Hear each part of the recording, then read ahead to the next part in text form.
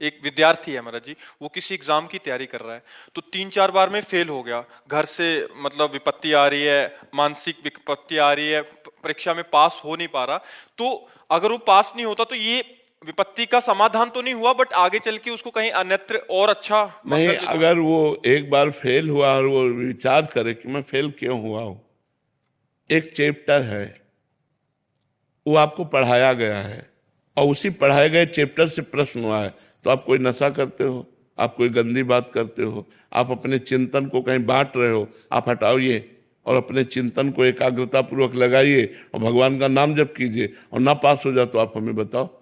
भाई, अगर पढ़ाई में हम फेल होते हैं तो हमको ये समझना कि 10 क्लास में अगर हम पढ़ रहे हैं तो 11वें क्लास का प्रश्न नहीं आएगा, 10वीं क्लास का प्रश्न आएगा, और टीचर उस विषय को हमको पढ़ाते हैं। तो उस समय हमारा दिमाग कहाँ गया, उस चैप्टर को हमने क्यों तैयार नहीं किया? इसका मतलब हमारा दिमाग बटा हुआ है मनोरंजन में, कहीं गर्लफ्रेंड बॉयफ्रेंड, कहीं व्यसन, कहीं ऐसी जगह बटा हुआ है जो हम अपने विषय से दूर होते चले जा रहे हैं पढ़ाई से। तो हमें चाहिए, इसीलिए हम कहते हैं कि ये बड़ी तपस्या का समय होता है।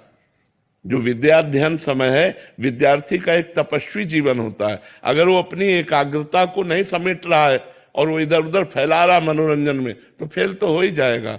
और भगवान का नाम जप करें और संयम से अपने चित्त को अपने पढ़ाई में लगावें तो निश्चित पास हो जाएंगे। क्योंकि चैप्टर एक सीमित है, क्लास का चैप्टर एक सीमित है, असीम नहीं है कि भाई कहीं से भी प्रश्न हो जाएगा। एक ग्रंथ है, उसमें कहीं से हो सकता है, और वो आपको साल भर समय दिया गया है, आप उसको पढ़िए, तो फेल कैसे हो सकते हैं? अगर एक बार फेल हो गए तो दोबारा हम उसकी चेष्टा करें।